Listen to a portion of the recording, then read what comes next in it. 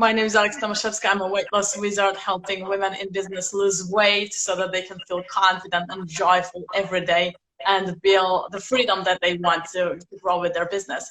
And with me today is a Pinterest and Instagram specialist, Noelle. I'm going to read your description.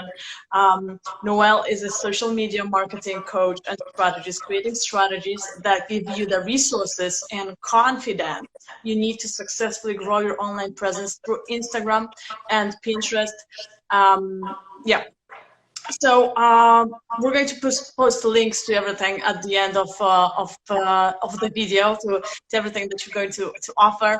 And I know your clients are coaches. A lot of them are coaches, or all of them are coaches, which is perfect because that's also my audience. And I want to say I am new to Instagram. I spent most of my online life on Facebook, and I joined Instagram, and I was completely lost in this world of just photos, and you need to find your tribe again. There's so many different people. There are no groups here. I was lost, and I'm an IT engineer, and I see that each of social media just works completely differently. So Pinterest is different. We're going to focus on Instagram now. The strategies does actually work, and I think a lot of coaches, new coaches, are struggling to start getting followers, because it's not that you just post content there and people are going to find you. I think it used to work that way on social media. It was the good old days. It doesn't. Exactly. No. So it doesn't work anymore. It's not even a strategy. So what is it that we can do to grow that following when we have zero, or just our friends, you know, our close friends, like a couple of connections? What would you do? What would you suggest we do? So starting from scratch, I think the main thing to do is to just remain consistent, whatever that looks like for you. If that's 7 days a week, awesome, remain consistent at it. If that's 2 days a week, awesome, remain consistent at it.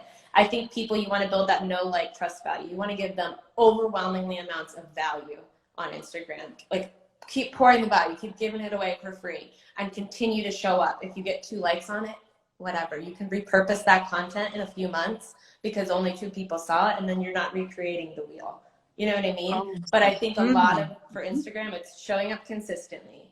And then in terms of like growing your audience, you got to go find them. They're not going to come to you. Like you said earlier, those were the good old days. It just doesn't happen anymore. So you got to use the right hashtags and mix it up. I feel like what's really exciting and frustrating right now on Instagram is the fact that you have to continue to keep up with their trends, which are ever changing. Yes. So, you know, use all the different kinds of posts, you know, make sure you're using reels, make sure you're showing up on stories, you know, go live, share some infographic, use some carousel posts. Like there's so many different ways. Each one of those helps with your engagement. So using a carousel post, which is the one where you swipe through, that helps because it's having the person stay on your post longer, which in turn is actually part of the engagement strategy. Instagram is like, oh, people are staying there a long time. They really like what she's putting out there. Like, we're going to push this out to more people. So that's why carousel posts are really great. Same with infographics, saves, which is that little like ribbon, upside down ribbon looking feature. Those are great for engagement as well, because people are going to be able to save that to reference it back. So infographics encourage people to save, which then also tells Instagram, awesome, she's creating value, people are loving it, people are saving it, let's push it out to more people. So when you're using all of those different features, you're really signaling to Instagram that people are resonating with you, people are liking what you're providing, and then they're going to in turn push it out to more people. So I think the big thing I can tell anyone starting out is remain consistent, show up consistently, and remain authentic. Like, don't just look at someone else's posting, because like, that's not who you are, and I feel like that's what shines through. Like, I used to feel for the longest time like I just enjoy like styling and things in my home, right? Does that even pertain to my business? Not really. Like, I just enjoy it, and I would like take like a curated picture, you know what I mean, like clean it up and make it all look pretty and take a picture of it, and I'm like, well, it doesn't have anything to do with my business. But I will tell you that I didn't want to have just pictures of myself everywhere. I liked mixing it up on my feed and like having different pictures. And I have had so many people over the last 3 years come to me that have like booked different coaching sessions or calls or whatever and saying, I liked your account because it was different. I liked that, you know what I mean? So you need to be authentic. Not everyone's going to want to come to you and work with you, and that's okay because you're not for everyone and everyone's not for you. But I think it's so easy to lose sight of what is important to you in your business because you're looking at what everyone else is doing and everyone else has got all these likes and all these followers. Well, it's just stay in your lane, stay focused on what matters to you. And I think that that's huge because that's going to shine through in the end. Not all the glitz and glamour of the followers, because those come and go. Absolutely, yeah, and it's not the number of followers is not the most important number really. If you're creating a business, yeah, don't go for that. You want to go for clicks. You want to go for engagement is what you want. Exactly. You want people to like, comment, share, and save your post. Without that, you can have, I mean, what is the analogy? I think it's been said on the news and stuff before. It's like, you know, a blogger had like tens of thousands of followers and she couldn't sell 10 t-shirts. You know I see one. Yeah, that's a fail. It's like, what's the point? You know what I mean? So it's like, I used to, I create a tip Tuesday. So every Tuesday I do like a tip. And I usually do it in a graphic form. So that's another way to kind of remain consistent is to give your audience something that they're looking forward to. So like I started it and I was like, this is kind of dumb. Like no one's even looking at this. And I will tell you now, I'm so glad I stuck with it because I've had multiple people come to me and they're like, just even if they didn't work with me, I don't care. You know what I mean? Like again, I'm providing free value, free content. And I've had people message me, thank you so much. Like I just went back and looked at all of your tips. Like they were so helpful. Like I loved, you know what I mean? So it's like, you just want to be that resource. And when you continue to build yourself up as the expert in that certain type of field and certain type of place, you're just continuing to stay front of mind for them. So it was like, as much as I thought it was dumb and I'm like, oh, no one's caring about these, like I should change it up. No, because I'm only really talking to the 3 or 4 people that care. You know what I mean? Like that's all it takes is a few people to care and buy into what you're doing. And that's really all that matters. So it doesn't matter if you get hundreds of likes. It doesn't even change anything. Right, and that's a big mindset issue. So you need to that confidence that I really like that in your description or in your bio of what you do, because we can have all the strategies in the world, but if we don't have the confidence to put them to work, nothing is going to come out of it. I'm a perfect example of that. Until that confidence was there, I wasn't implementing. So what's the point? You know, taking another training and another freebie. But so I have a question. So let's say we're moving from a different social media platform. We've mastered Facebook, for instance, like me. How does posting here on Instagram change? What should I change? Should I just post the same post? How do we use that content that I already have there? Yeah, so in terms of the content you already have on Facebook, you can easily tweak it. I think there's a few key elements that you need to make sure you have in an Instagram post. And I think about it, when you're scrolling through Instagram, you have that tiny little piece of your caption that shows, right? Make sure that that is an attention grabber. So like change the font, make it a bold font, because you just kind of want to stop their eyes when they're scrolling. Use an emoji or use like a really newsworthy like headline. That's something like catchy and like different, because on Instagram, it's all about captivating their attention as they're just aimlessly scrolling. Right? So, I mean, you can just kind of take what you already have and just bold it, or make, you know, a good first sentence, like maybe it's a picture of like, you know, you and your family, and be like, know what, you know what I mean? Just like make it funny. Like it's okay to be not so formal on Instagram. And I think that's like, you know what I mean? In Facebook, it's a bit formal. Not really, but you know what I mean? Like a little bit more structured. It's way more creative and free-flowing, I feel like, on Instagram. So it's okay to just kind of let those boundaries down. But you can easily just repurpose the same thing you already have. There's no reason to reinvent the wheel and recreate content. I think the only other thing is make sure you have some sort of question, some sort of call to action, because that's what's encouraging them to engage with you, and the engagement is what you need to grow. So whether that be, make sure you save this post for later, or ask them a question so that they have to answer it and you can start the conversation, or, you know, drop an emoji. Like those are kind of fun to mix in sometimes. They're just different techniques you can have to encourage them to really comment and engage with you. So what we're looking for is saves, likes, comments, and possibly also shares. I think you can share things in your stories. That is what we're looking for, and that's going to be shown in under your insights on Instagram, which I just went into yesterday, I think, for the first time. So that's a ton of information. They don't give you a whole lot of information, but it's still intriguing with the information they give you. Right. Okay. So what would you say the length of the caption should be? Like, I see a variety of posts, and when I think about this user on Instagram who's just scrolling, like you said, like mindlessly, for them to go into and to read a long caption, so people post stories in there, do you think people actually read those? Should we do that, or is it better to do a short one? What is your opinion? So I think the answer is two ways.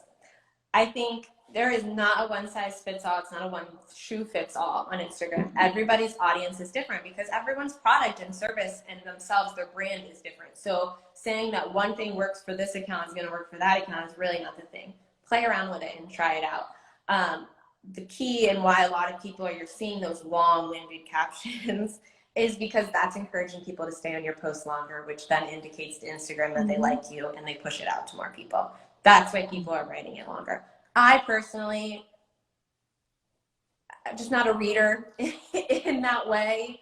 I tend to just kind of want the information like fast and furious right in my face and just, you know what I mean? Like I'm going to know within a minute if I find it valuable, and I don't want to sit there and read a blog about it. Like that's what a blog is for, my personal opinion. So I think there's a little happy spot in the middle, you know what I mean? But maybe your audience is really into the long stuff and maybe that's what they resonate with. So I feel like you need to kind of try it out and see what works best with who you're talking to and who your audience is. Yeah, but yeah, I think you're right. Those carousel posts, I just did the first one, and it's a really nice way of creating what you want to say, because it forces you to structure it in a way that's going to be nice and readable and useful. So that's the benefit for the creator. It's kind of easier. And then for the reader, it's just so much easier to read through that, having that structure, you know, it's 1 point, 2, second point, third point, etc. I love them. So, I'm way more, I will read the entire, like she could have wrote all that in the caption, I probably wouldn't have read it. If I'm scrolling through pictures and it's just in a graphic form, I'm all about it. So I think you need, again, you just need to know who you're talking to. Your reader might love that long-winded caption, and that's great, then write it. But she might also love just to scroll through the graphics, and you know, you just have to kind of play around with it.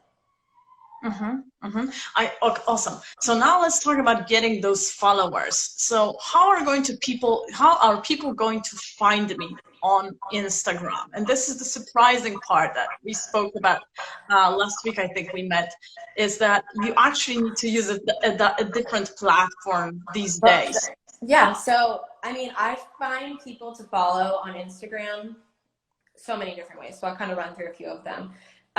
Through your Discover tab. So on Instagram, they kind of curate people that are similar to people that you follow, which is a great area to engage with those people and follow those people because you already kind of have something in common. You might have a few other accounts that you're following in common, or you know, similar topics. Like they've kind of already pulled those for you. So that's a great first place to start. A second place to start is go to your competitor and see who's commenting and liking on their stuff. That's a great place to find followers. Identify maybe 5 hashtags that are really relevant to your business and go in there and see who's commenting and following on those posts and find followers. And then the other thing I would say is go to Facebook groups. I mean, I hate to say it like that, but that's where you build other connections, and then you can, you know, take that connection to Instagram. I mean, I'm active in quite a few Facebook groups daily, and it's just another way to kind of build that connection. And I will say, you just never know who's watching. I have had someone come to me, a past client, and a business coach, and she came to me because she was like, hey, like I've been following you for a little while, but I also see you post all the time in such and such Facebook group, and like I just love the content you're providing. You know what I mean? I didn't even, she wasn't liking, she wasn't commenting. Like, you don't know who's watching. So you're just remaining relevant. And I think that that's a great way to kind of pull it back and, you know, build that connection again. And that's how you and I even connected, was through a Facebook. Yes. So. Yes. Yes. That's how we connected. And the more searchable platforms are Facebook, YouTube, and Pinterest is going to bring traffic to your website. And then from there or from your emails, you can bring people to Instagram. And yeah, that's how I'm building my audience as well. Plus finding the people who are already following, people that have something in common, like we have common ground over there. So I think the biggest thing to note on Instagram is that you can't just push it out and think people are going to come. You need to go to them. It's not like it used to be. And I think that that's what a lot of people get frustrated by, is because it takes time. You actually have to put in the time. You need to devote 10 to 15 to 20 minutes a day to do that, or else you're not going to really, you can't just expect them to fall out of the sky. Like that, and the confidence, because sometimes you actually need to reach out to them, and that can be so awkward. I was struggling with that for such a long time, just reaching out to people. So that confidence piece that you had in your description, again, it is the basis for success. Awesome. I think we're going to finish here, because I like these. I love it. Very, very knowledgeable. Thank you so much. Thank you for having me. This was awesome. And we're going to be connecting soon. Yes, on my account. We're gonna exactly. You're so gonna how do share you want your to wisdom. be connected? How do you want to be contacted? So you can just follow me on Instagram. It's probably the best way to connect with me. It's Noelle, NOELLE_virtual advantage. And I would love to connect with you, hear your thoughts, answer any questions. Like I said, I'm all about providing free content value. And I want to watch you grow your Instagram. I feel like, if anything, this whole year has taught us all is that we can all be business women, and we can all jump in and do something on our own. It's totally possible. So yeah, I love that. Absolutely. So that, and Instagram and Pinterest. Let's not forget about that you also help with Pinterest. Thank you so much for taking the time. Thank you. Guys, have a great night. Thank you. Enjoy your weekends coming soon. Thank you so much. Bye. Bye.